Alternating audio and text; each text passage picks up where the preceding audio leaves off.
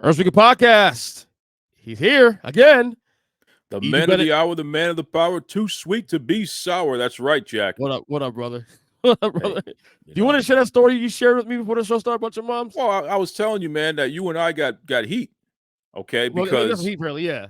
my own mother listened to your show thinking she was listening to me. So if my own mother doesn't know who she birthed, you know what I'm saying? Because we both shave our head, both handsome, light-skinned brothers with facial hair and all that good stuff. We both have Caribbean the same name. Caribbean So Caribbean, yeah, you know, we both are broad-shouldered, handsome guys. So my own mother thought that you were me. So we got beef, amazing. bro. That's amazing. All right, yep. So let's swap. So you can have all the heat, both in the political world and also in the wrestling world. Yeah, and I can be the big baby face that you are. So how about we do that? I'm cool with that, brother. I'm cool. Okay. That's right, awesome, man. Yeah, how you been, man? Everything good with you? Oh man, I'm tired as hell, man, but I'm feeling great. That's the best part. You know, it's good tired. You ready for Summer Slam this weekend? I'm ready. I'm ready, man. I was born ready for that. I'm pretty excited for this one. I feel like this one go a lot of places. But before we get to the preview of the show, like we did the WrestleMania show we did back in March. Give me some favorite moments from SummerSlam in the 35 year rich history of this event. Oh my God! You know, I'm going to be honest with you, and this is going to surprise a lot of people. Me saying this, Bianca Belair and Becky Lynch. That's last year or 2 years ago. I believe they did back years actually. They did. I don't know the Swerve. The Swerve. Okay. I'm a big fan of the Swerve, and here's why. I couldn't stand it at the time because I felt that Bianca Belair was cheated. Yeah. And it was disrespectful the way that they did it. But we're going to look back historically and realize that moment is the moment that allowed Bianca Belair to go from being a good wrestler of the moment to being a Hall of Famer. Because I agree she should be able to look back at that moment and realize this all can go away at an instant. Yeah, and if I'm not mistaken, it might have been some point between then and the Mania that preceded that. We spoke maybe on my show, on your show, and at the time not being a fan of what happened, but ultimately realizing that the payoff worked. Yeah, absolutely. That we look in the moment we hated it because the way it was done. That's why they lost the titles. The way it was done. Yeah, it was disrespectful. It was Danielson versus Sheamus. It was very disrespectful. Kofi versus Brock. Very disrespectful. Right, but what it reminded me though is that it reminded me also in a sense though is that there's a lot of money, a lot of value in the chase too also. It made Bianca look even better when she went through the chase between that time to Mania, won the title. That set up the next year and some odd months of being champion, a dominant run we've seen in history in that division, obviously. So in the end, in hindsight, it was kind of the right move. Again, when I watch it, it feels kind of dirty in the moment, but then you look at the whole totality of how it played out, it made sense. They told the right story in the end, and that's the thing also too. Even in the moment when I hate it, it's like, okay, well, where's it going next? Where's the story going next? And you know what? Months later, it's like, you know what? They were right. I'll call you out when you're right. Go ahead. It plants the seed for her heel turn as well. Of course. You know what I mean? It plants the seed for it because that is a reason why she can live up to her theme song. I never needed you at all. I'm on my own, against the wall. You know, all that, right? Yeah. Because look at how she was disrespected. Well, you've been teasing that a lot on your podcast the last couple months now about you and Rob, especially been doing. Rob's also got on my show as well too. Talking about, you know, is she a heel? When is it going to happen? This kind of thing. Look, I think it's going to happen at some point. When, I don't know, but it's going to happen at some point. Well, listen, she's paying attention. So let me just say that I'm kind of breaking the fifth wall, so to speak, but she's paying attention to what I'm saying on that. Right. And there has been conversation with other people associated who have argued why they can't do the heel turn yet. Right. But have acknowledged that I have a point. Yeah. And that the fans may force it to happen. You know what I mean? And it would be the best thing that ever happened to her. I truly believe a great heel makes a great babyface. I do think the only reason why they haven't pulled it yet is I think she's still doing really well on merch as a babyface. And there's probably some risk that if they flip it too quickly, they might burn a light off on that one. Yep. But I do think also that there's also some value in her being a tweener as well too. In addition to being I don't feel that way. I don't, at least not right now. Right. Because I think that you would need a well-defined dominant heel right now in that division Right. in order to ignite it. They don't have that. That's true. You know what I mean? I mean, Charlotte Flair is a I mean, I guess tweener right Rhea's now. the only one you can consider, but even she's kind She's of not a into heel. that. Rhea Ripley's She's not a a heel. tweener, right? Tweener? Yeah, she's a tweener who's leaning Badass. babyface. She's Yeah, close. She's probably got Bobby Lashley in the female division. A little bit. Exactly. And Rhea's on her way to becoming a true superstar at this point, because when you listen to the reaction that she gets, it's clear that people are loving her. Yeah, they I love her too. love Rhea Ripley. Yeah, and I'm going to be honest with you, Bianca Belair is not getting the same type of reaction right now. You know, she's just not. But I think also too, because I think Rhea feels fresh and new because of, of what she's doing, and they did a 180 on her gimmick. They put even more edge to her gimmick, and it's working. Yep. I think Bianca can get that too once they start to do the same thing with her down the road. You know what I mean? Bianca's stuck in that B+ level at the top of the card right now. Right. She's not A+ right now. Right. You know, she's not Charlotte Flair. She's not Rhea Ripley. We need to get her where she needs to be, where she truly is A+. And it's not that there's not a lack of effort or talent. It's just that the company's not doing a good job of presenting that character. But basically be back where she was 2 years ago. Well, even beyond that, I think that, like we see with Seth Rollins right now, where he found a whole new gear. What we saw with Becky Lynch, where she got her nose broken and she found a whole new gear. This is a difference between a star and a superstar. This is a difference between a good wrestler and a Hall of Famer. Right. And I think Bianca Belair for sure has the potential to do it, and we don't have to wait on that. That can happen in the next year. Right. You know? Any other moments, SummerSlam moments that stick out? Old school, new school, in between? You know, man, I mean, I've been watching SummerSlam my entire life. Correct me if I'm wrong, but wasn't the Honky Tonk Man versus the Ultimate Warrior, wasn't that SummerSlam? The very first one. Exactly. First one. Exactly. And I know we're going to talk a little bit about the IC title. So you know, look at me teasing. Okay. Hey, Ernest, good job, EJ. Like I said, to you. If my mom going to think this is my show, then I'm going to take it over. Okay, fine. You know. But you know, it's funny. Like even with the Mega Powers, Mega Bucks, and it's funny on my retro podcast, we actually did a watch along with fair enough with Rob and his co-host DJ on my other wrestling podcast. We did a watch along on the Mega Powers, Mega Bucks match, and while that was the headliner of that show. The moment of that show, what you just mentioned, Honky and Warrior, and the way they did that was brilliant. By the way, at that time, brilliant too. Also, but we'll touch on that in Honky because let's get to your moments first. And then obviously, I mean, but the first one I remember watching, was the second one, '89, when Zeus was involved with Macho and Zeus against Hogan and Beefcake, of course. I mean that whole thing. But the standout to me was Warrior and Rude in that match. That I actually think that's probably their best match they've ever done. Better than Mania 5, better than SummerSlam 90. I thought that SummerSlam 89 match was their best match, was the peak of their rivalry. In terms of SummerSlam, my favorite card of all time, I would say, is SummerSlam 02, HBK's return. Against Triple H in the the ladder match and all that stuff. Sure. Rock puts Brock over as champion. Yep. You had the greatest opener probably SummerSlam history with Rey Mysterio against Kurt Angle.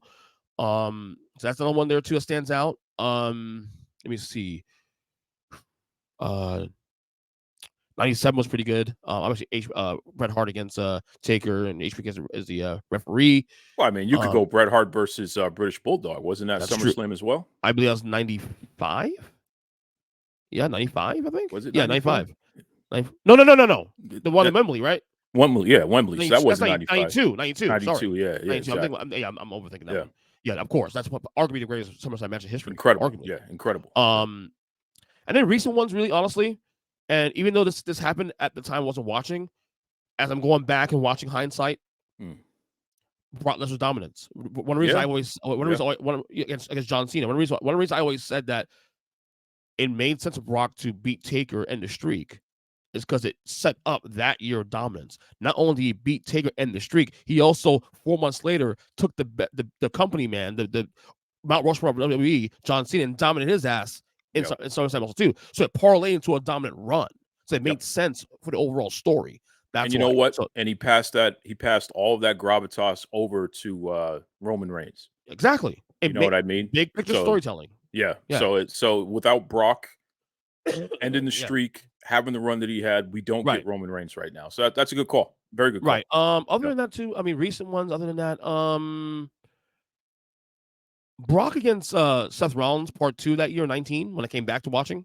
Not bad. I hated the fact that they put Seth over, but at the time though, it made. Now in hindsight, it's like, yeah, I get it now. They were trying to put Seth as a babyface. I'm going to get canceled. It didn't take me long. It would be your first time, your third time, your 10th time, your 20th time. It took me 10 minutes, and I'm already going to say something to get me canceled. Go right ahead, I think Seth Rollins is a disaster. I never liked him.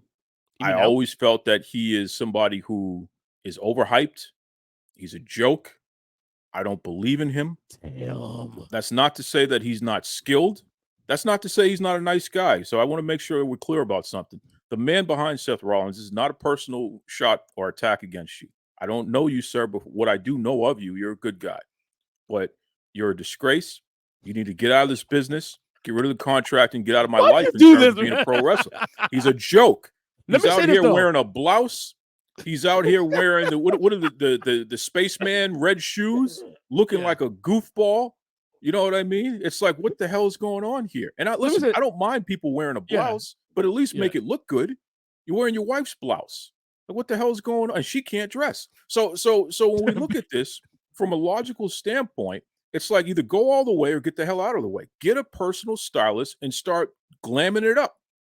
Right? You're getting canceled, buddy. We just lost Adrian Street. God rest his soul. Yeah, yesterday. There was a man who knew how to wear a blouse. So Seth Rollins, paint your face and do it the right way. Okay? I'll say this, though, about Seth Rollins, though. When I first came back to watching in 19, the babyface Seth Rollins, I hated it. I couldn't get into it. It's not who he is. And then once this run, the last couple of years, from Messiah all the way into this freaking Rollins run, that's where he should be. I like he wants to be the Joker from the Batman movie, and that's what this whole thing is about. But it's working. Well, it's working for the humanoids. It's not working for me. There's a reason why he wasn't champion, and I'm going to tell you right now, they need to get this belt off him as soon as possible because he's the worst champion. He's a weak champion. Well, I think it will happen, but we'll get to that in a second. It has to happen because he's weak. Seth Rollins. Get a stylist and start wearing. Listen, you got to wear some colors that match you, bro. Like if you wore pink, I think that would actually do well. And then you do a little dye at the tips of your hair. Let's do it right, bro. You know, I should have known. I should know when we're doing this podcast that you're gonna try to get yourselves canceled already, man. Seth Rollins is literally going to DM you and let you know that he doesn't like what you said about him because he's going to think you're me. Oh, wait, that's right. I forgot. You're me. That's right. That's right. So you made me. Right. So you know, that's why I did that crap. Not. That's it. Methods and madness. That's I get it. That's it. I get it, Duke. Yep. All right, Summer Slam. It's here this Saturday. Live from Detroit at Ford Field. Mm-hmm. First, I don't know if it's the order or not, but there's 8 matches listed here. Yeah. Apparently, they added as of today, a battle royal. Yes. And right now, the confirmed participants are LA Knight, Sheamus, Tommaso Ciampa, Shinsuke Nakamura, Otis, and Chad Gable thus far. Mm-hmm. We don't know how big this the battle royal is going to be. 20 men. I imagine 20 men would be standard. Any thoughts on this one? Any favorites right now based on the names that's been announced so far? Well, I can tell you right now, if I were booking it, and I'm not a booker, but I am a fan, and I am somebody who analyzes pro wrestling, and I do care. So I have an opinion. It doesn't mean that I know everything. So I have an opinion. For all you humanoids out there who say, who the hell does this guy think he is? LA Knight should not win that match. Okay. He's already over. He's already over to the degree a lower mid-carder could be. He doesn't need it, in other words. He doesn't need it. Right. If you're going to have him win that match, though, then I want to beat down immediately. I want somebody who's in that match to beat the hell out of this guy and set up the next feud. Okay? Mm-hmm. So either he doesn't win because he got screwed, or he wins and somebody gets their heat. But that's the way it has to be. I wouldn't have him win that match. I have to agree with you. In fact, I based on the list we have here currently, we'll see when they fill it out the rest of the week. I would take Ciampa, honestly. Yeah, Ciampa or Nakamura, either or. Yeah, because they're feuding right now. So that I want to see more out of that feud. And Ciampa can use the push right now at this point. He's back now of injury and all that. So I'll go Ciampa based on what we have now. Obviously, the list will be completed by the end of the week, and we'll know more by Saturday night. So we'll go with that. All right. MMA rules match between Ronda Rousey and Shayna Baszler. Yep. This is rumored to be Ronda's last match because I think she's done pretty much with wrestling, or at least for the time being. I don't know. How have you felt about Ronda's second incarnation here at the E? It should have been the first one. I feel like this second incarnation would have allowed her to get more people over if she led with this. So when she became an active full-time wrestler, it just would have been much better if she came in as a heel. I totally agree with you, 100%. 100%. Again, she could have been Brock Lesnar. Yeah, you know what I mean? Totally agree Badass, cool heel, which means she's a babyface, and it would have gotten more people over. So I love this. Baszler can't win this match. Really? And I know that sounds crazy, but I think that you have to set Baszler up for her next feud if Ronda's not going to be here. So somebody needs to cost Baszler the match. And by costing Baszler the match, now we know where Baszler's going next. Because if she just wins this match, where does she go? And who cares? Fair point. You know what I mean? That division is a disaster right now. She can't lose clean. I agree with you on that. No, but the division is a disaster. And it's not because of a lack of talent, because they have excellent talent. And I support all those women. The company has failed with the way they're booking that division. I know that they're going to blame injuries and stuff. No, it's not about injuries. You guys still could have well-defined stories going on. You really don't. Yeah. So this issue right here, give me somebody who comes out of it against Shayna, and let's really get going so Shayna can finally mature into the star that she's destined to be. So, I would have Amanda Nunes come and knock Ronda Rousey out and therefore cost Shayna Baszler the match. And now you have a situation where Shayna can go up against Nunes because Nunes knocked her out in a real MMA fight before. And then Rousey's out injured, and you leave the door open that she can come back in a year or at WrestleMania or what have you, and she can take on Nunes. Yeah. Because Nunes just retired from the UFC. That's true. So she got time on her hands, man. You know what I mean? You're a UFC fan, right? Listen, from the very beginning. Okay, cool. I've had Dan the Beast Severn on my show. I've had Ken Shamrock on the show. Yeah. I'm a big MMA fan, man. Good to know in the future shows. Sir. Good to know. Yes, Good to know. Is this the end of Ronda? You think in WWE forever? No, it's not possible because there's too much money on the table. Okay. It's not possible. I think she's going to take time off. Yeah. And I think it's the only thing right now keeping it relevant is WWE right now, honestly. Sure. Well, here's the other problem. The strike in Hollywood doesn't help. Because that means that there are no projects happening right now. Yeah. Which means that the money is slowing down. This is not the time to take time off. Yeah. So if you're going to take time off, you better make sure you have your next move set up. So she's taking time off. She's putting time off for family and more than else. Of course, which is good. And nurse injuries do all that stuff. But Ronda Rousey is going to have a match at WrestleMania. You can quote me on that. Okay. Unless she's pregnant. Unless she's pregnant. That's the only thing that'll stop that. Right. I'm with you on that. And I also agree with you on the Shayna thing. I think, Shayna will probably lose this match, but it'll be some shenanigans and all that. Yeah. She'll come out looking strong. And that's the goal. Make it look strong in the end. So, all right. We have the IC Championship match here between Gunther versus Drew McIntyre. Yep. I initially was, when this whole thing happened at Money in the Bank, when Drew came out, I initially said, okay, perfect. Drew will win this IC title match, probably SummerSlam, call it a day. That's too simple. And not only that, there's a lot of being involved in this rivalry. I'm going to go Gunther on this one. At the very least, Drew wins by disqualification or something of that nature. But Gunther ain't losing the title. And for the record, Gunther has been the best IC champion in the last, God knows how long now. Probably decade, if not more. I mean, who's been better in the last 5 years anyway? I have a hard time finding someone better in the last 5 years. But you can't say the last decade because you're forgetting about The Miz. The Miz is probably the only person I would consider. You know what I mean? So we have to give The Miz his credit. We don't want to but I will say Gunther is the first person that I have seen in many years that has actually made this title matter again. Yeah, I agree. But here's the problem. Who has he made? See, this is my problem with a lot of these folks here. Mm-hmm. And you asked me a question. I know we're going to get to it possibly later in the episode here. Yeah, we will. About the IC folks here. Who are my top? Well, that will do another show. Oh, okay. We'll do another show. But so, Gunther's not making anybody. He's beating everybody. Right. And that's okay if the plan is to put him in the main event because somebody like Cody Rhodes or somebody like Rollins or whomever needs a big-time badass heel to go up against. I'm okay with that. But just make it clear though, he's not getting anybody over but himself. And I have a problem with that. So I agree. Well, I agree with you on that. 100% agree with you on that one. I also think because the reason why that is the case is because he's still being made. That's why.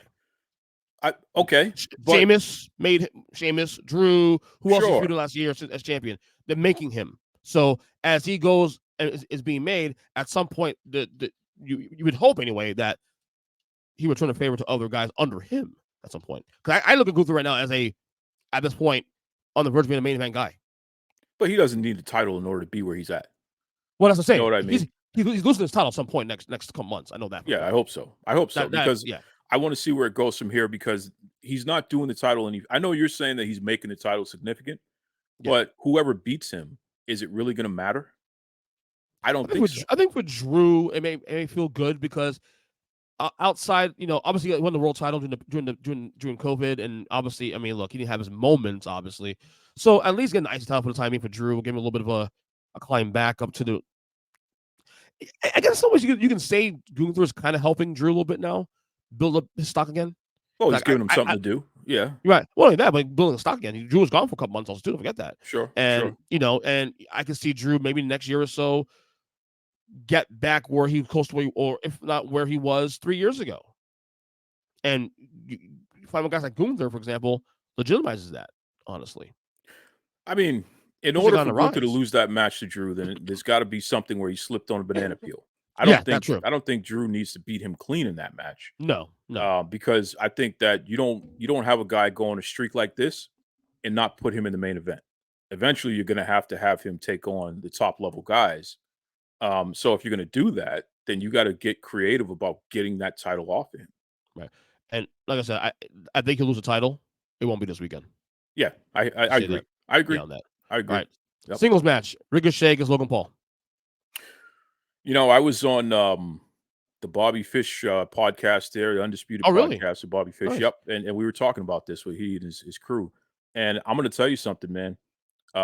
This is Ricochet's last chance. Ricochet is an interesting character in which he has not reached his potential in the WWE. He has not paid off overall with all the buzz that he had coming off of the Indies. He has not paid off in any way, shape, or form. So this is last chance.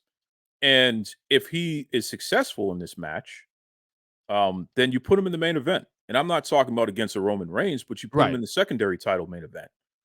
Whoever is going to be the champion after Rollins and what have you, Ricochet could be in there. But here's what I mean by successful. I'm not saying he needs to win the match. Right. Ricochet needs to make Logan Paul look fantastic. Not just good, but fantastic. Because up to this point, Logan Paul's looked very, very good for a guy who has no clue what he's doing. The way that he was trained, as we know, he was trained with all of the high spots. Mm-hmm. Now they're finally showing him the basics. He does not know how to wrestle. This is all surface level, flashy stuff that looks exciting, but he does not know how to wrestle. So a veteran like Ricochet really needs to make this match make sense. And the way that he does that is he has to sell his ass off. Ricochet needs to take a beating. Okay. And then after the beating, he needs to find a way to almost win or win. But Logan Paul needs to come out of this match looking fantastic so he can graduate to the next level. His own damn self. So the problem with Ricochet for me has always been, has never been about the in-ring. It's been about the character. Well, there is no character. There you go. Right? What is he doing? Doing the Dougie and doing all this foolishness and looking like a goofball. You know what I mean? And I thought they pulled the rug from him pretty quickly in 2019 when he won a U.S. title against AJ Styles. And I thought him and AJ had a good little feud going there. And then I guess Vince didn't like the promos. Well, the crowd wasn't reacting to him. That's the problem there. So when you have a guy where the crowd's not reacting to him, you don't waste time with him. You got to move on to the next one. Now listen, EJ, I see you're distracted back there. What's going on? My 6-year-old? Bring the 6-year-old on the show, man. Duke quick. Come here. Duke quick. Come here. You shy? You ain't that shy. Come on now. I know you were making all that noise in the background. We're talking about Ricochet. We're talking about Ricochet right now. Yeah. Ricochet. You like Ricochet, right? See that? That's one way to do it. Yeah, but don't hang on that though. That's gonna fall on you. I know. That's right. Yeah, I think the issue with him is more of a character thing, more than else. He's not interesting. In ring, he's fantastic. At all. He's exciting. Well, he's getting better. He's flashy. I mean, he gives you what you want. Flippy, dippy, peanut butter, skippy. Right, but at least it's only right. But at least it's only one of those, not like 25 of those. Well, like now it is, because he had to finally admit that, you know what, this is what they want. I have to give WWE what they're paying me to give, and it's not to be flipping around like a jumping bean all match. That said, I agree with you. I do agree with you. This is his last chance, and I hope he pays it off. He's got to make, if he makes Logan Paul, meaning that Logan Paul comes out of this match still somebody that people want to see wrestle, then I think you can make a valid argument that Ricochet needs to be somewhere in the upper card there, and that's okay. I'm down with that. But for now, if he fails, I want him out. He's another one. Get rid of him. I don't want him on the TV. Job him out for the next 6 months or less, and then literally cut him loose. He can go to AEW and wrestle. Fit in with big fish, big pond, small fish, small. Well, he can be the next Swerve, where he, oh my God, this is a big deal, and then next thing you know, he's on a lesser show and being treated like it doesn't matter, like what they do with all the black people in AEW. But Tony Khan booking, buddy. You know that. Yep. All right, I'm actually looking forward to this match a lot. You have the triple threat match for the women's title. Asuka as a champion versus Charlotte Flair and Bianca Belair. Yeah, this is my match right here. Yeah, this is what I'm looking forward to, and I think more not only because in ring, but also just what could happen because I mean, is this the night Bianca turned heel? I mean, how do you pick a winner? First of all, how do you pick a winner in that match? Yeah. Charlotte Flair doesn't need to win, but she does need to win because she needs to get the belt again to add. She's getting closer to her father's record that she has to beat, right? So we got to get there. I also feel like Bianca winning it is not going to feel as. Who cares? Yeah, it's not. We're not. It actually makes more sense for her to fail again and almost get it again and get screwed again. So, like you said, so she can complete the heel turn. And then with Asuka has been kind of stagnant as champion. Yeah. So maybe she needs the belt. At this point, she's probably a transitional champion now, as good as she is. But maybe she still needs the belt in order to get her out of that transition. Right. You know what I mean? I guess the question here is this: do we see cash-in? That's the next swerve you can have here. Wow. Io Sky has the briefcase. Wow. This would be the perfect time to cash in. This would make that match matter even more. I mean, she's already been teased around a couple of Raws, like at ringside, a couple of SmackDowns rather. You just did it to me. So Charlotte Flair has to win this match. And then Io cashes on her, and then they have Io cashes on her. That way Charlotte gets, that would be number 15 for her, right? I believe so. That would be the 15th title reign for her, but she loses it immediately. Yeah. So now the chase to 16, which ties her father's record. Right. I love it. This is the perfect. Oh my God. And they're pushing Io, obviously, the next one. So and you push Io, and Io should. I think Io would be fresh. She already has the skills, and her and Asuka can feud. Yes, that's true too. You know what I mean? Asuka loses also. Asuka wins the match, and then cash on Asuka. Well, no, we need Charlotte to win in order to get Charlotte to number 15. Right. We got to get to that priority. Well, because here's the problem. Time is ticking with Charlotte. She wants to have children. She does. She wants to do what everybody else is doing. She wants to try his babies. Exactly. So we need to get her to number 17. She wants to go on dry days. Okay. We're not going to do that without playing hot potato with the belt. Yeah, she wants. Hey, look, I don't blame Andrade. Do it, man. Do you think? Bro? I'll tell you what, though. If that scenario we say plays out on Saturday, I will love to be a fly on the wall at Robert Barnett's house now to see him as happy as Charlotte wins the title, and then seconds later, Io cashes on her ass. And burn. Rob, I want to be there, dude. Please put me yourself when this match happens, please. Let me tell you something about Rob the Genius, okay? And I know that's and kudos to you because you're the one that connected us in the beginning anyway. Oh, nice. Okay. But Rob is somebody who is a frequent guest on Duke Loves Wrestling podcast. Yes, he is. His profile has gone through the roof. Yes. Okay. People have really enjoyed what he brings to the table when he comes on the show. Master data, man. Mainly because we start butting heads on some of this stuff. And what Rob needs to understand is when he is wrong, and he's only wrong when he disagrees with me. He's not Rob the Genius anymore. He's just Bob. Okay, especially y'all, and milk toast. He's to not your Rob. point. Rob is cool. To your point, though, dude. But to your point, though, in your Facebook group too, also, y'all been getting at it lately too as well. Absolutely. I love the challenge because listen, a lot of folks don't realize this. Rob is older than us, and he's like, I'm too old for this. He's at that age where you start getting to a certain point where it's like you ain't gonna put up with nobody talking nonsense to you. So I like to needle Rob a little bit just to kind of see where that fire is at. Exactly. I love it. It's great because I use facts too. Rob gets hot, boy. He gets hot. So, yeah, definitely. But Rob, I'll film yourself after that match to see what happens, just in case the story does play out. I would love that. All right, but I think we will see a cash in on Saturday. Yep. I do think that. Yep, it should happen. Okay. All right, we got Cody Rhodes and Brock Lesnar. This is the run match, the payoff. It's been a great, arguably feud of the year. Mm-hmm. Arguably feud of the year so far. The way it's played out. I don't see the reason why other than Cody not win. Cody has to win this match. Because if the goal is to keep Cody heated up, and if we to believe that Cody is going to be the guy that ultimately dethrones Roman Reigns, if that plays out in April next year, WrestleMania, he's got to continue this, and you can't lose a Brock and then all of a sudden feel like, okay, now it's all a shot down the road. Nah, you got to beat one of the biggest champions in the history of the company, and win 2 out of 3, and then you move on. I got Cody in this match in a great classic because Brock always delivers. This would be a perfect time to bring Bray Wyatt back. True. So maybe Bray Wyatt interferes. But why the connection? I'm curious. Because you got to get Brock out of this. So when does the feud between Cody and Brock end for now? You know what I mean? So how do we transition Cody out? The best way to do it, get Bray Wyatt or whoever other character that Cody's going to feud with next, have them be involved in some way. Right.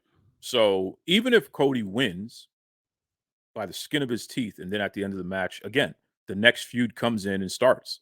I think that makes perfect sense. Now, I agree with you, though. Cody should win this match, but I think Brock has to beat the daylights out of him. Yeah, Brock, you just the way to do it, make it look strong. Make Brock look strong. Well, just like Dusty Rhodes. I mean, you got to – people need to be crying and concerned for Cody's health. You know what I mean? And I'm not a person that calls for blood these days, but I don't mind Cody Rhodes bleeding in this match. I think it actually makes sense. We already saw blood in this feud once already. Yeah. Remember? Was that Backlash? Backlash, yeah. Yeah. I'm ready to see it again. I'm ready to see it again. Yeah. I want this man broken. Okay. Because you know what? Cody Rhodes, you're a punk. I never liked you. I never liked your face. I don't like the fact that you have nicer suits than I do. I don't like the fact that you have such a hot wife. I don't like the fact that you have such a gorgeous sister. Randy is gorgeous, though. Teal, you can call me anytime, young lady. That's right. So I don't like the fact that Cody Rhodes has all these things going on. And he knows I don't like him. He's called me rude before.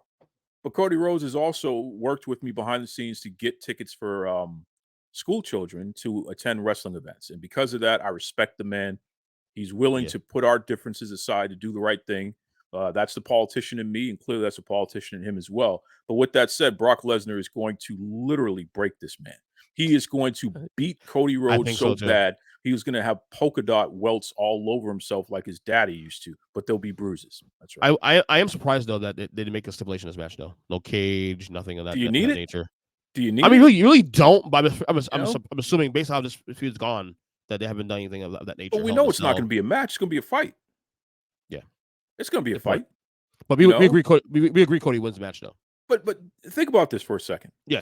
This is two people who main evented WrestleMania recently, and they're not even in the main event. How stacked is this card?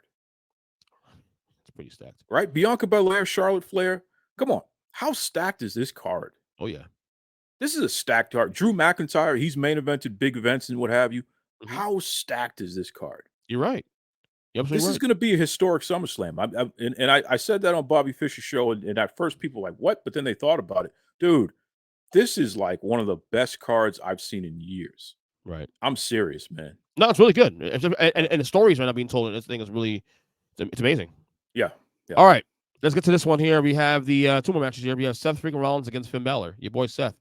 Yep. For the World Heavyweight Championship. I said this when the summer started, that he is not leaving this summer with the championship. I thought when he won that tournament at Crown Jewel, Nine Champions rather, that was a he's gonna be a transitional champion. Sure. I think at some point he doesn't really need it at this point now, but he got the title. I think he'll lose his title. I also think there'll be a cash in as well on this night. In the name of Demon Priest, I think Seth loses to Finn.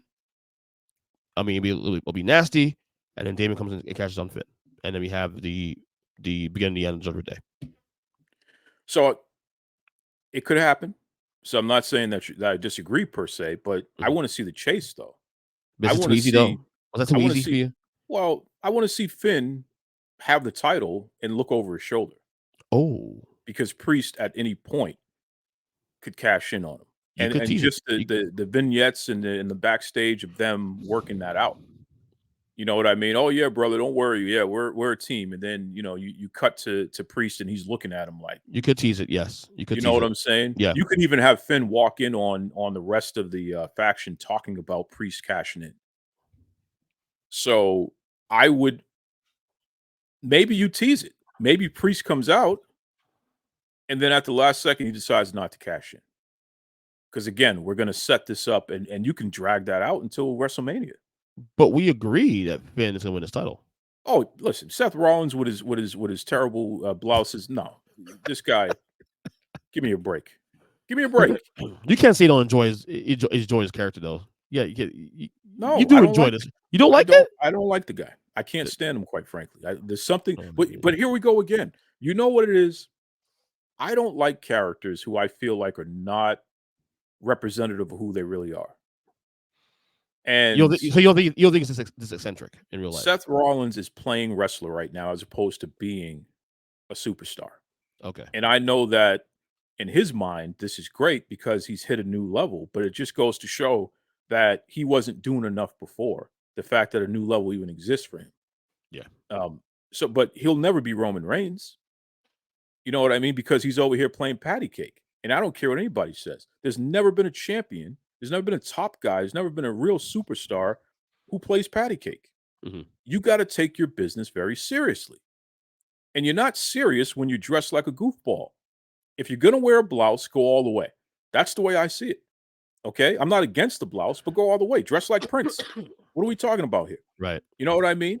Really get styled up. Don't just go down a Hot Topic and pick a bunch of pieces randomly, or go into your wife's closet and pick random pieces. And certainly don't let her style you. She should know what she's doing. So, maybe you need to call up Trinity Fatu or somebody like that and have them style you, because at least she knows how to get it done, Jack. But Seth Rollins, I want this guy away. He should go to AEW as well. Stop, dude. Stop that. By the way, you mentioned Ricochet last chance here for Ricochet to get some done. Yeah.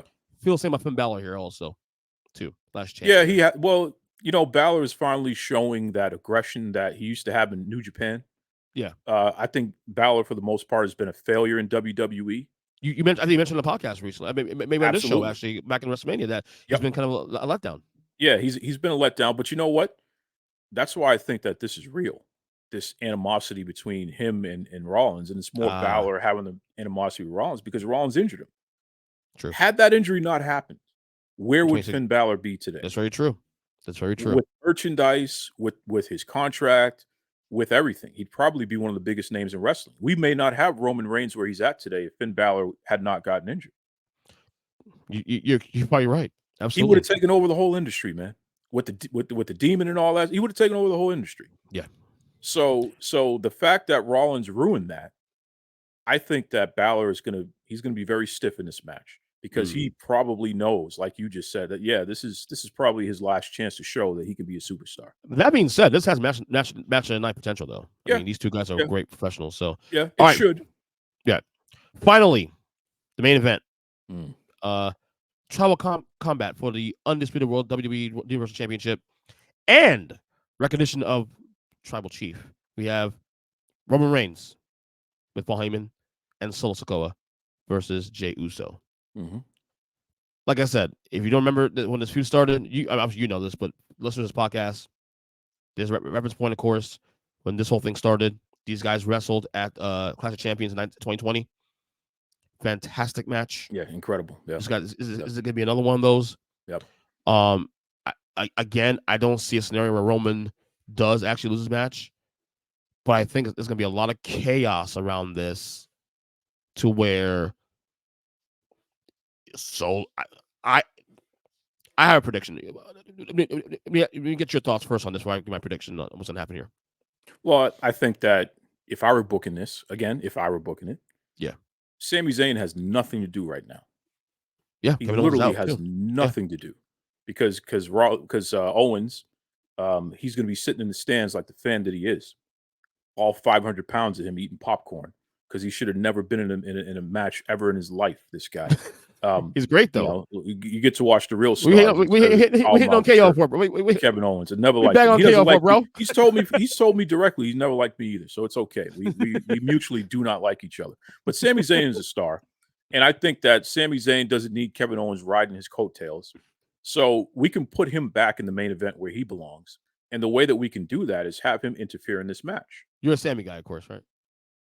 I'm not so much a Sami guy, but I respect him. Yeah.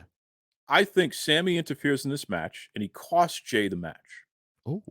Because Jay Uso turned on Sami and chose the bloodline over him. And then Sami ended up being right. Sami still owes Jay a receipt. So what if Sami tells Jay, I got your back. I know that everything and your brother's not around. I got your back. And then when the match happens, Sami comes down, but then he turns on Jay and he realigns with Roman. That or Jimmy makes his return and he turns on his brother. See, that's the prediction I'm going with. That's right there. Second one. That's what I'm going to tell you. Either way, Jimmy turns on Jay. Yeah, either way, we're going to be eating good, man. This is the fact that Jimmy's been gone for about a month, 2 months now. Yep. I remember when it happened. Like that's probably not real. Yeah. Injury's probably not real. Yeah, I think Jimmy's going to come back, give him time off, which means you forget about him a little bit. Yep. You've known this for years how it's working in WWE. Jimmy turns on Jay. That's my prediction, actually, to be honest with you. So now the brothers feud. Is that what happens? Yes, because now now you'll have a lot of heat on this one. So now Jay's intention will go to Jimmy for a couple months. This feud can go to Rumble. Meanwhile, Roman is able to still keep the title and continue to do what he has to do going forward. And then it puts more focus on Solo going forward. So we'll see. Well, maybe The Rock comes out. Maybe The Rock comes out too. Maybe another rumors about The Rock coming out. Maybe The Rock comes out, so now you know where Roman is going long term. Right. And meanwhile, Solo is still looking at Roman disappointed. I just think this show has a lot of potential for big things. You were saying before we started here that this show has a lot of history-making potential here. It's an incredible show. And kudos to WWE for putting themselves in a position where when their contracts are about to be up on television, they are peaking. They are hitting TV. Everything. Yes. They are one of the few entertainment programs that are doing better this year than they were last year. So you got to show them the money. You know what I mean? And I think that WWE doing this well, plus the writer's strike and the stuff happening in Hollywood, that helps AEW too. I think that AEW can say, look, we're still the alternative to that. Right. So although you're not going to pay us as much of them, you still need to keep us on TV. Well, you can argue wrestling is as popular as it's been in a long time. Absolutely. And because of WWE doing well, people are going to want to watch more wrestling. You have other opportunities also too. There's nothing wrong with watching multiple products. No.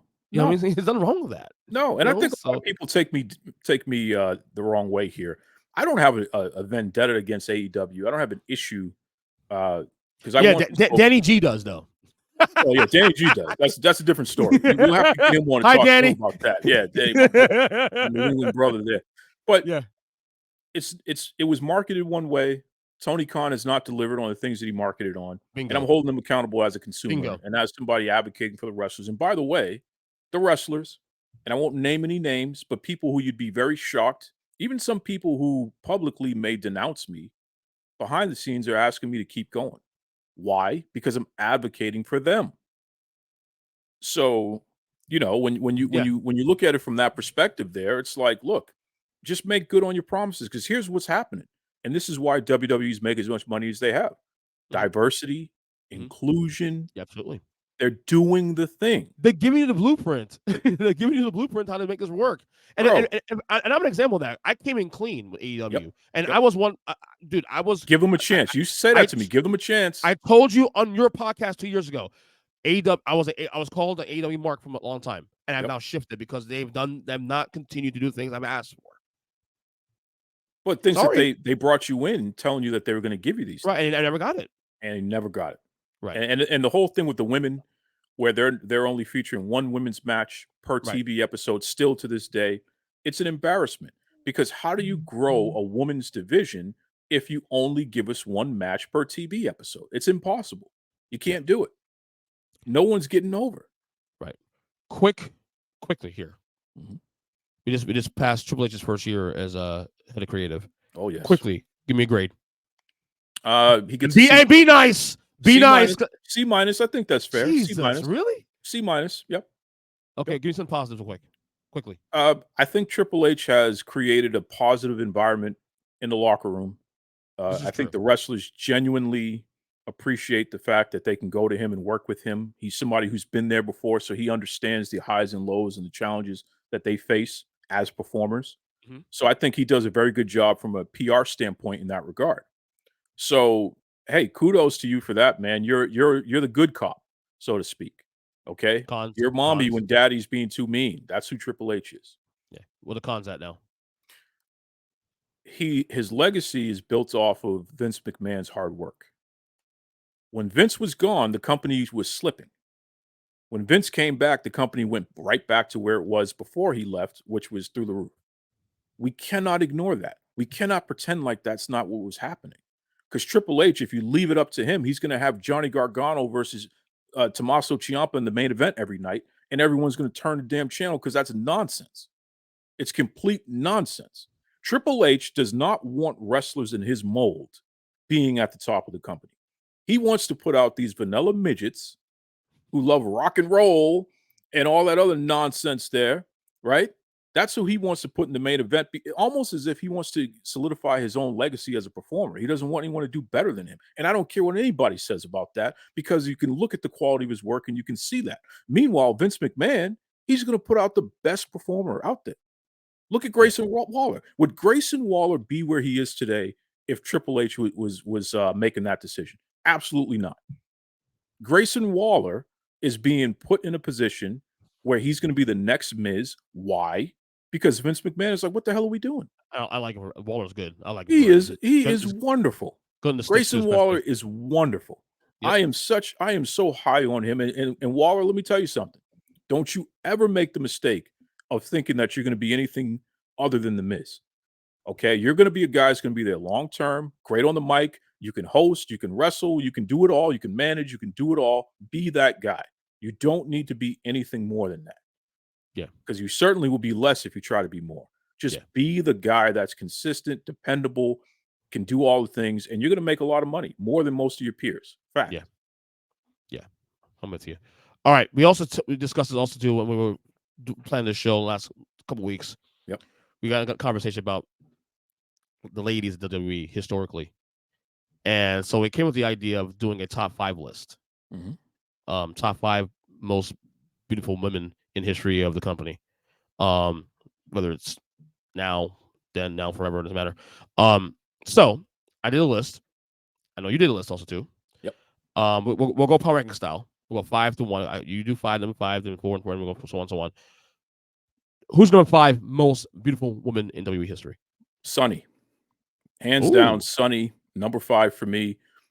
Somebody who literally, in terms of the evolution of the internet, she was as big as any woman on the planet at one point, because just, she had that youthful beauty that you can't, I don't care what enhancements you have. You can have all the plastic surgery. You can put on all the makeup.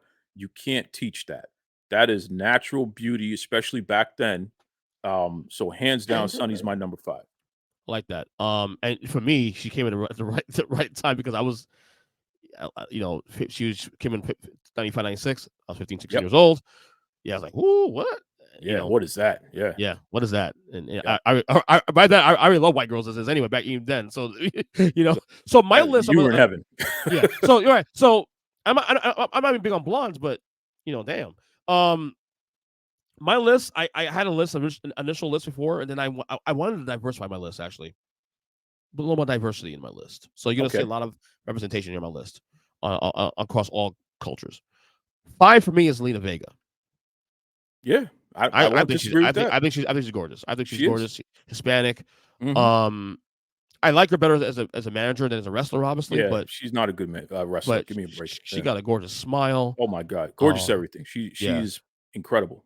Strikingly beautiful. My man Malachi Black is blessed, brother. That's all I say about that. Yeah, kudos to him, man. Whatever he did, good job. So I got to put a curse on her, bro, because he definitely he outshot his coverage on that one for sure. Absolutely. So number 4 for you. He got number 4. Sensational Sherry.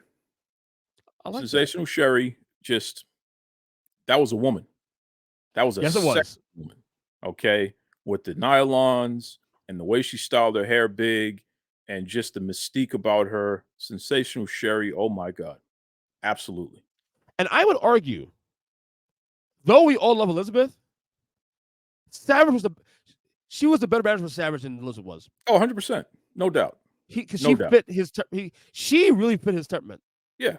I would love to have seen Savage as champion or a champion with Sherry as the as the manager. Now, granted, it was cool to see Liz too with both IC and World Champion Savage because at the same time you had the counterparts of the personalities. You know what I mean? But ultimately, I Sherry's amazing. I love Sherry. 4 for me, Asuka. Yeah, I love Asuka. Asuka. Yeah. Gets a little Japanese reputation here, of course. No matter what she does, man. I mean, she's creative. She's great in the ring. And I've seen her outside. Just normal person. Like she's beautiful. She's really beautiful. Yeah, just naturally beautiful. Once again, yes, absolutely. Beautiful. So I had to go Asuka, of course. Yeah. All right, 3 for you. Number 3 for me is Bianca Belair. Bianca Belair is so beautiful that it's terrifying. How could God make somebody look that good? And she just everything about her personality, the way she carries herself, her aura is just incredible. So, I know that some people will be surprised that she's that low on the list. We could argue she's number 1. I'm actually surprised that low. But there's a reason because the next 2 are the next 2. But certainly Bianca Belair, number 3 for me. Yeah, I'm surprised she's that low for you, honestly, based on conversation off air, of course. 3 for me is Naomi / Trinity. Okay. Dark skinned woman, beautiful smile, personality is great. You watch on social media, just a wonderful person in general. I love her. I love her to death. Absolutely, fantastic and fantastic performer as well. Yeah, absolutely. Oh, that too, especially. Yeah, very, very, very, very underutilized. WWE also too underutilized. Absolutely. Number 2 for you. Number 2, I got to go with the classic, man, Miss Elizabeth. Stop there. I got there also too. Number 2. I also got there as well. Number 2. Okay. See, go ahead. See, so let's ram on this one. Yeah, you can't beat it. She is the epitome of class and elegance and a different type of beauty. She's dainty. You want to save her. That was all done on purpose. Now later on at WCW, we found the real person who's the bad girl wearing the leather. She was still hot though, but she definitely lost the class. But super hot, hot. The fact that we got to see, oh, that's who she is behind the scenes. Okay, you know what I mean. So definitely Miss Elizabeth, number 2. Yeah, for me, also number 2 a little bit as well. The reason, well, her and Vanna White both. Sure. The reason I even got into white women in the first place. Yeah, Miss Elizabeth. They're my first exposure to white women. Like, oh, I like that too. Yeah. And he's WrestleMania 4. It's the different dresses she was wearing too. Also, like, whoa, okay. Yeah. Some 88. The the little reveal of the was it bathing suit she was wearing, whatever she was wearing at SummerSlam 88. Yep. The best. All right, so I'm shocked she ain't number 1. Who's number 1? I'm shocked. Well, number 1 is an easy one, and I have a lot of data to back this up. In my private wrestling group, Duke's Wrestling Crew, I've taken polls through the years, and consistently, this woman has been at the top of the list. Trinity Fatu, Naomi. You're number 3. Okay. So we have the same idea. There has never been a woman in wrestling more beautiful than Trinity Fatu, in my opinion. And really the opinion of most people I talk to, and she's just incredible. I didn't say as much during when you named her number 3 for a reason because I wanted to hold on to it. But let me tell you something, man. That woman right there, if you were lucky enough to be with somebody with that personality, that degree of talent, and that natural beauty, you're the richest person in the world. I I agree. mean, she is just incredible. Like you said, beautiful, dark-skinned woman, just has this That infectious smile, and smile that smile, oh my and God, it and melt and your and heart. and an incredible body. She's a dancer, so you Yeah. know that. Mhm. Hard work ethic and somebody who gets along with people too. She Yes. now that doesn't mean she doesn't have a mean streak, which I like. Mhm. I think that you can't let people push you around. You got to stand up for yourself. But she's definitely somebody who knows how to get along with people, and I love that. Good So job. So Jimmy yeah, Uso, good job. yeah, good job. Yeah, Jimmy definitely, Uso, bro. God bless you, my friend. Yep, Just saying. yep. So I'm gonna go ahead and list these real quick. You can our list. You can swap a 1 and the 3s. Exactly. I knew that was going to happen. I got Bianca number 1. I knew that was going to happen. Yep, For me, yep. for Bianca, it's not that she's beautiful. She's beautiful on screen. Yeah. Have you ever seen her off screen Oh without my god. makeup? Yeah. You can Just argue even more beautiful yeah. Yeah. off screen She's than scary on beautiful. screen. Yeah. Oh my God. Yeah. Yeah. And she doesn't know it. I mean, that's She does not know how a lot beautiful of she women is. don't know how good they are Yeah. until yeah. Yeah. There's something there where you can tell that she's one of those people that she probably even looks at other women like, oh, I wish I could look like that. And it's like, woman, no Bianca, one this is looks like you. Bianca, this is podcast. Trust me, okay. You And know? you talk to two men who are because of women diverse in taste, Yep. especially Yep. me. Yep. You're number 1 for a reason. Okay, you are to me. It's the natural beauty Yeah. that No one's ever to been me. better looking than well, and I look, Trinity Fatu, Bianca Belair, you can't Mhm. lose either way. You Right. know what I mean? Those two, and I find it interesting. These are black women in Yeah. an Of industry course. where there's been very few black women Yeah. overall. Absolutely. And yet, when we do the polls, once again, they're right up there in everybody's top 5, and either one of them are 1 or 2.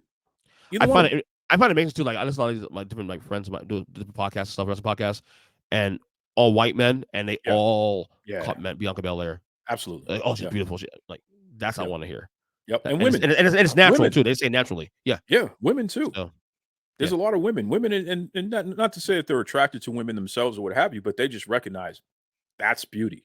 Yeah. You know Absolutely. what I mean? So I had a couple like honorable mentions here. I had Stacey Keebler because her legs, obviously. Sable. yep, Sable. Obviously. I mean, look. See what you want. she's in my top 10. Yeah. Top. If I went top 10, yeah, she might crack my Yep, top 10. Alexa Bliss. My 10-year-old son loves Alexa Bliss. I She's can cute. see it. She's I cute can as see it. hell. She's I beautiful. can She's see it. cute. Maurice Mezzanine, the Miz's Yeah. wife. Oh my She's god. beautiful. You know what? And You know what the thing about Maurice is? yeah, She gets better with age. yeah, she does. I think She she's does. far more beautiful Yeah, today than she ever was when she first broke into the business. and I Far think the more. reason I know the reason she didn't come my top 5 is I don't have a lot of access to her like as much because I don't watch the TV show number 1, Fair and enough. she's at least when I've been watching back the last couple of years, she hasn't been with the Miz as much Yeah. on Yep. screen, Yep. so I don't have enough access. So I have to go with women that I actually Sure. see all the time. Sure. But if I just let's talk, she'd be my top 10 though. I'll tell you right now. Yep. Yep. Yep. So Definitely. her definitely, yeah. I mean, yeah. I mean, We I'm didn't gonna have mention Sherry. Trish Stratus. She's there too on the list. Also, Trish also too, and she's aged well too. Also as well, Yep. she's aged Yep. well as well too. Yeah, Yep. absolutely. Yep. I would probably put her either 6 or 7, Trish Stratus. I Mhm. would give her that honor. Definitely aged You well. know? Yep. What about Mickey James? Mickey James, she probably would make my top 10. She's very, very, very attractive. She's Very attractive. incredibly attractive. From Yeah. head to toe, she's incredibly Yeah. attractive. Yeah. But she's not, I mean, our 5s are our 5s, you know what I Yeah. mean? It is what it is. Yeah, you know. And honestly, like I wouldn't Liz that high because Liz is Liz. Can't beat it. No one's going to disagree with It's that. classic. It's the start Yeah. for me. No one's going to It was disagree my with access, right? Yeah. And Yeah. I'm the biggest Savage mark in the world. I love Macho Man. It's my favorite wrestler of all Mhm. time. So there you go. One last thing we get you out of here. We had a great pod today as always. Yes, sir. We were talking about stuff. So this happened today because I was actually watching. This randomly put on the Ultimate Warrior documentary from Coliseum Video on Peacock from 1989, and they were going through the rivalries. Hercules first in '88. Then he beats, you mentioned earlier in the podcast, beat Honky in '88 as well too at SummerSlam.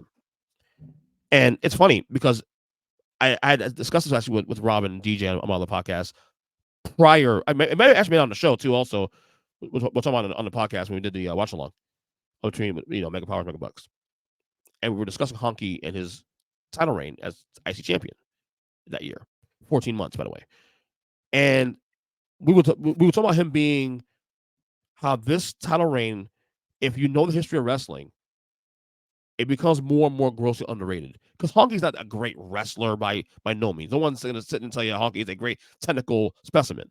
But if you look at that entire year and 2 months of champion, and where that company was at that time also too, especially, I can argue that title reign would put him in a top 5 list of IC champions in history of the company. You came to me and, as Duke always does, one-ups me more. What did you say? What did you say to me about when I said top 5? What do you say about Honky's? It's the absolute best. And why? There is not a greater title reign. I didn't tell you this part, so you're hearing this for the first time. Okay. Because he made the Ultimate Warrior. See, the Honky Tonk Man, not only was he a great champion who got himself over, when it was time to get somebody else over by passing the belt over, he did it in such a way that no one has ever forgotten that match. And it was only a few seconds, right? It was less than a minute, wasn't it? Or close enough? Something 31 like that. seconds. 21 seconds. So when you think about that, here's a guy that got himself as over as he possibly could as the IC champion.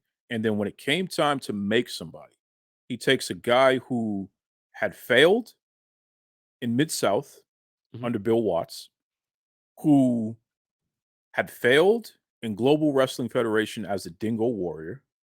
Everyone just saw that he had a good body and a good look. He comes into the WWF and he was failing, but Vince McMahon wanted to stick with him. And over a few months, people really started to respond to the music and the presentation because he was just weird. Elvis. And then it's like, you know what? Let's see what we can do with this. And it started as a babyface too. Remember the '86 started as a babyface? That didn't work. It didn't work. But Jimmy Hart, that's the end of the day. Yep. So I think Honky Tonk Man and his IC run, no one has been more significant. To your point, especially in passing the title off. To your point, when you mentioned that, and that actually is a fantastic point about Warrior, I'll add you more to that to make your point even better. Not only did he make Warrior, you can argue he polished off Savage. Oh, absolutely. The world title, because that feud. Yeah. That turned Savage from the big. Now, granted, I'm not saying he made. I'm not going to go say he made Savage because Savage was a main man at that point. It was on the way up anyway. Sure. But that feud turned Savage from heel to face, and that was the feud that segued for him from Savage Honky to the world title. Yep. So you can argue. You could argue he helped the Hart Foundation too. Yeah. You can argue that too. So here we go with a faction where he helped get some of his faction buddies over. And what I find amazing about Honky in that era too, in that year, is that the biggest heel in the company in '87 was obviously Andre the Giant because of Hulk and Andre. That's easy though. That's easy picking. So you know what I mean? Whatever. We can. That was only with like one guy. I mean, come on. Yeah. But for Honky to get the attention he got, from Andre. Yeah. Okay. And for the record, him getting the title number 1 was a lot of luck because Ricky Steamboat was a champion at that time. Yep. And he wanted time off to spend time with his family because he had a kid. And Vince said, I can't do that and have me be champion. So I don't think the plan was Honky to be the champion long term. No, but it worked. And he took it and ran with it. Yep. And that Savage Honky feud, if I told you right now, all-time Randy Savage feud in history of his life, I don't care, whatever company, Mid-South, WWE, WCW, that's top 5 easy, Honky and Savage. So here we go again with Honky getting other people over. Mega Powers gets set up in that same feud also too. Yeah. For the first time. Because he pushed, remember, he pushed Elizabeth. Yep. Just saying. He had to be somebody to do that. Also kind of made Brutus Beefcake also a little bit as well. Yeah. Kind of, sort of. Yeah. So I won't go so far as say number 1 because ultimately you got the work. Like to me, I would put Warrior's 2 title reigns higher because Warrior was that fucking huge. Yeah, but Warrior didn't make anybody. He kind of, I don't know if he made Rick Rude, but he definitely put a lot of polish on Rick Rude.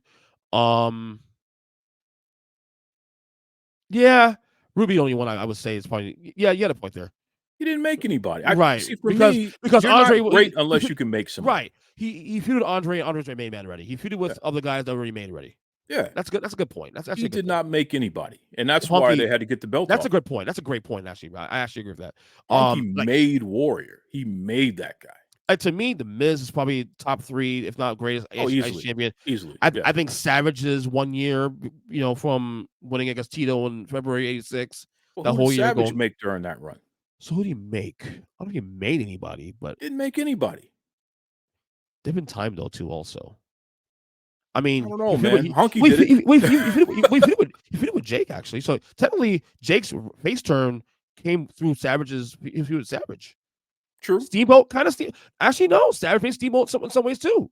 He didn't make Steamboat. Steamboat was already made. Right, but I think him getting over the Ice Champion, the whole. I think they made each other with that match. Right, I agree. You know, but that was one match. I can't even say that. I can't disagree with doing Honky though. Like I put him top 3. Yeah, he's number 1 for me. He's definitely number 1. I have no problem with that whatsoever. Yeah, like people are gonna so like, oh, but you can't wrestle.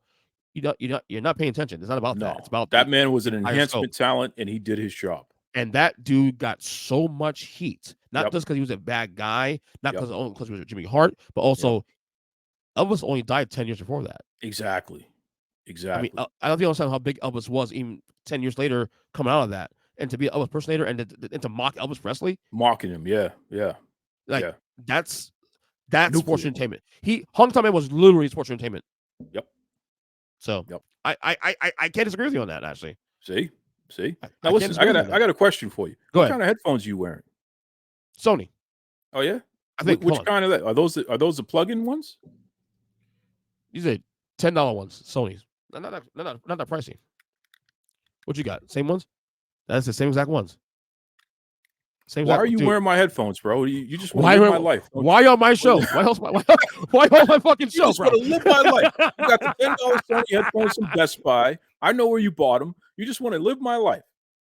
Well, you're shorter than me, though. So I know. That's the only thing you got, man. I got more hair than you on my face, though. So you see that? Well, that's my choice, though. Yeah. That's my choice. All right, incredible. Bro. Plug away, man. I had a great time as always. We're going to do this again soon. Duke Loves Wrestling Podcast at Duke Loves Wrestling on Facebook, on Twitter. You can reach out to me. Listen, I will respond to you. You may not like what I have to say, but I'm going to come with facts. I'm going to be respectful. But if you're a humanoid that needs to pull up his skinny jeans and put down the flavored malt beverage, I'm going to let you know about that too. You're damn right. Also, the Tell Us the Truth podcast. That is my show that I do in partnership with iHeartRadio. It is tremendous. It is a news documentary podcast. That's how it's classified there, EJ. A news documentary. So just like NPR, CNN, MSNBC, their podcast, I'm ranked right there with them, which is tremendous. And I'm getting the same exact guests, doing tremendous business with that show. Thank you to everybody who has supported it and listened. EJ, you've always plugged that show, which I respect and appreciate you for doing that. Show.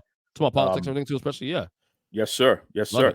So that's what it is. Listen, I'm wearing my Strictly for the Culture t-shirt here. I don't know how well you can see it in the lighting. Them boys owe me a shirt, by the way. Those boys owe me a shirt. I plug them all the time. Listen, man, they Strictly for the Culture. EJ is challenging you. Okay, so I'm just throwing that out there. But you saw I just came off a promotion with Fox Sports and Frito-Lay with the women's U.S. Soccer team there. Okay. So, I'm involved in stuff, man. I'm always moving and grooving. My brother EJ, he's always sending me something and challenging my thinking on a few things here, which I appreciate. My own mother probably likes him more than me, which he and I will talk about that offline because I don't like that. I don't like the fact that he's wearing my headphones. He's basically being me, just a little bit better. So that's a problem. But outside of that, though, appreciate you'll get over it. You'll get over it. Yeah, I'll get over it. I'll get over it. But I appreciate being here as always, man. Anytime you call, I'm here. Right, and we're gonna do this again very soon. Not only on this show, talking about other, because I want to talk about politics and stuff with you in the next couple weeks and so. Of course, I'm also on my other wrestling podcast, we're gonna do that top 10 IC champions all time. Yes, list on my wrestling podcast in a couple weeks, hopefully. So we'll do that. Great. So good job as always, my friend.